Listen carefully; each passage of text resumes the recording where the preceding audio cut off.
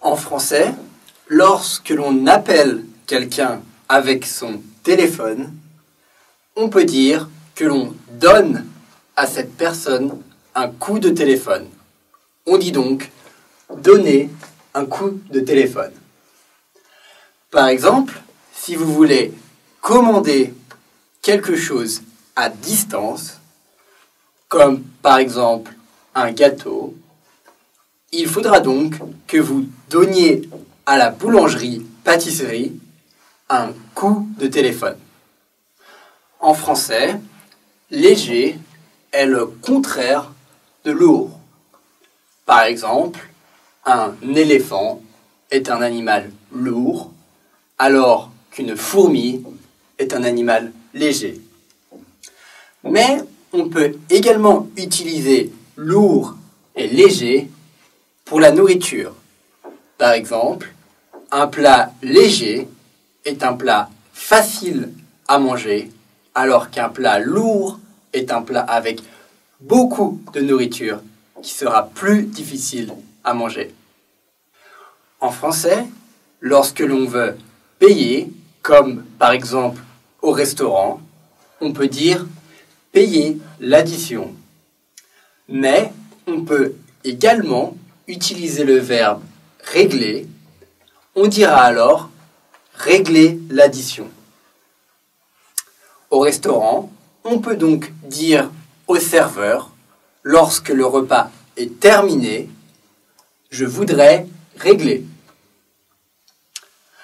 En français, lorsque l'on marche sans s'arrêter, comme par exemple si l'on marche devant un restaurant sans s'arrêter, on peut dire que l'on passe devant ce restaurant.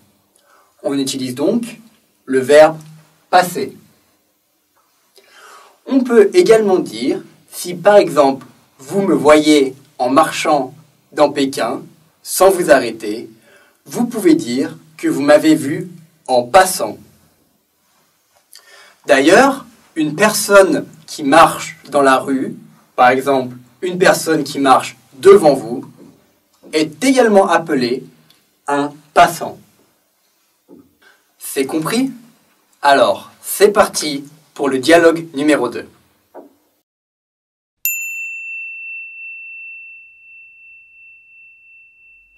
Allô, bonjour. Je voudrais commander un gâteau pour un anniversaire. C'est possible? Bonjour monsieur. Bien sûr que c'est possible. Vous voudriez un gâteau pour combien de personnes? Ce serait pour 4 personnes. Quel type de gâteau voudriez-vous? Un gâteau au chocolat, aux fruits? Plutôt un gâteau aux fruits. Quelque chose d'assez léger. Très bien. Pour quand voulez-vous le gâteau? Pour dimanche midi, c'est possible? Sans problème. Le gâteau sera prêt pour dimanche matin. Vous pourrez passer le prendre en fin de matinée. Parfait. Je passerai le prendre vers 11h. Oh, et au fait, le gâteau est à combien? Il est à 14 €, monsieur. Vous pourrez régler dimanche en passant. À quel nom dois-je placer votre commande? Vous pouvez la mettre à mon nom. À Adrien. C'est noté, monsieur. Bonne fin de journée et à dimanche. Merci, à dimanche.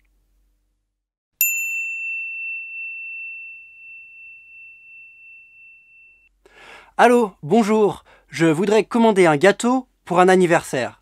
C'est possible? Bonjour monsieur. Bien sûr que c'est possible. Vous voudriez un gâteau pour combien de personnes? Ce serait pour 4 personnes.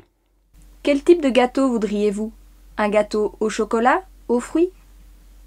Plutôt un gâteau aux fruits. Quelque chose d'assez léger. Dans ce dialogue numéro 2, Adrien donne un coup de fil à la pâtisserie. Un coup de fil. Cette expression, coup de fil, signifie qu'Adrien appelle avec son téléphone la pâtisserie. On dit donner un coup de fil car avant, à l'origine, il y a longtemps, le téléphone fonctionnait avec des fils. C'est-à-dire que pour appeler quelqu'un, le son, lorsque l'on parlait dans le téléphone, le son suivait un fil jusqu'à l'autre personne. C'est pour cela que l'on dit aujourd'hui toujours donner un coup de fil à quelqu'un. Donc ici, Adrien donne un coup de fil à la pâtisserie. Ici, Adrien donne donc un coup de fil à la pâtissière pour lui demander s'il est possible de commander un gâteau. La pâtissière lui répond que oui, c'est possible. Ensuite, la pâtissière utilise le conditionnel pour parler avec Adrien. Elle lui dit « Vous voudriez un gâteau pour combien de personnes ?» Adrien, lui aussi, utilise le conditionnel pour lui répondre. Il dit « Ça serait un gâteau pour 4 personnes. » On peut utiliser le conditionnel ici, car la condition ici serait, la condition est Adrien achète le gâteau. La pâtissière pourrait donc dire si Adrien achète le gâteau, donc si vous achetez le gâteau, alors vous voudriez un gâteau pour combien de personnes? Adrien, de la même manière, pourrait répondre si j'achète le gâteau, alors ça serait pour 4 personnes. C'est pour cela que l'on peut utiliser le conditionnel dans ce cas. Adrien explique qu'il préférerait ensuite un gâteau aux fruits plutôt qu'un gâteau au chocolat et il explique que c'est parce qu'il veut un gâteau léger, il veut quelque chose de léger.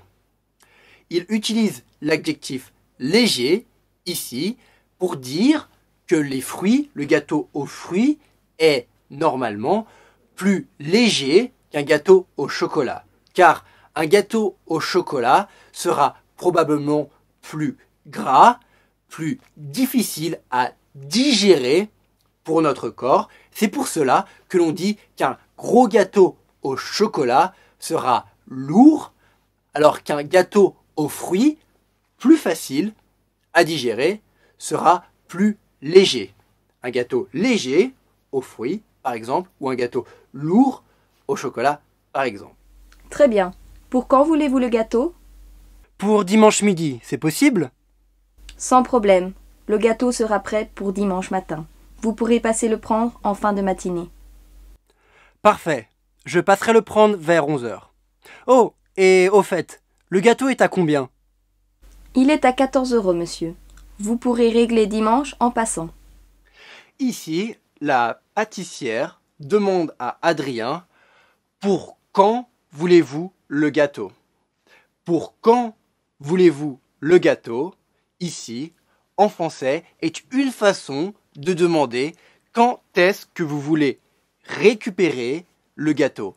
Quand est-ce que vous voulez que le gâteau soit fait, que le gâteau soit prêt.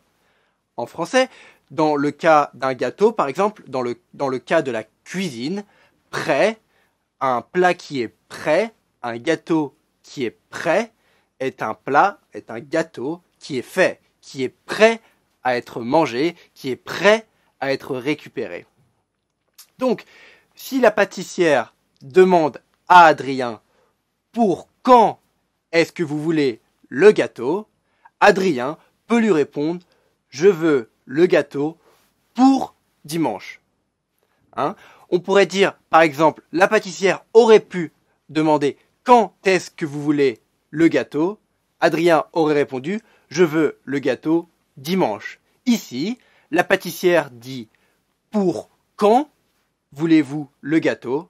Donc, Adrien peut répondre « Je veux le gâteau pour dimanche. » Pour quelle date? Je veux le gâteau pour cette date. Pour dimanche.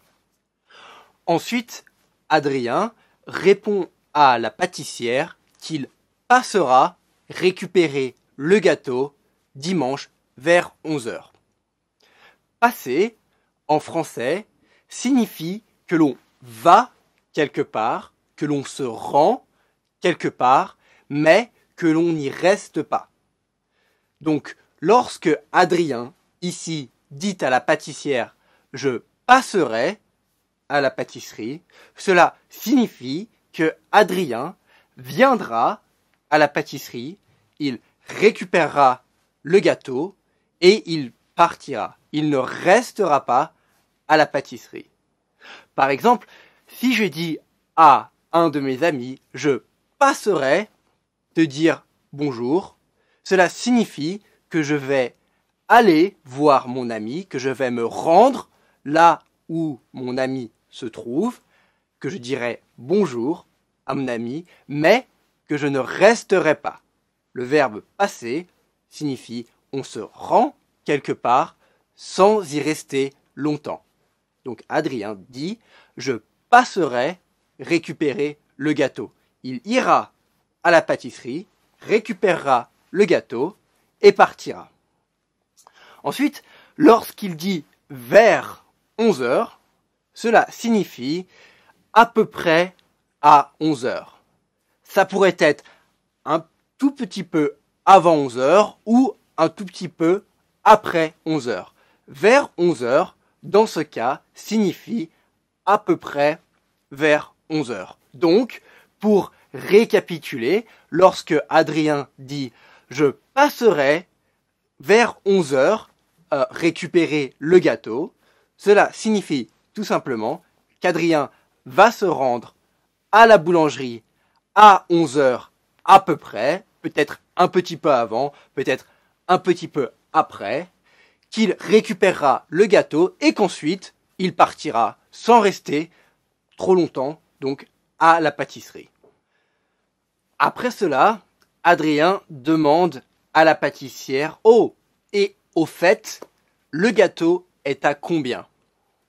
Au fait est ici un mot ou une expression que l'on utilise pour faire une transition, c'est-à-dire « Oh, au fait, oh, je voulais vous demander une autre chose, au fait, le gâteau est à combien ?» Lorsque Adrien demande à la pâtissière « Le gâteau est à combien ?» c'est une autre façon de demander à la pâtissière combien coûte le gâteau. Lorsque l'on demande ce produit, comme ici le gâteau est à combien, on comprend ici le gâteau est à combien d'euros.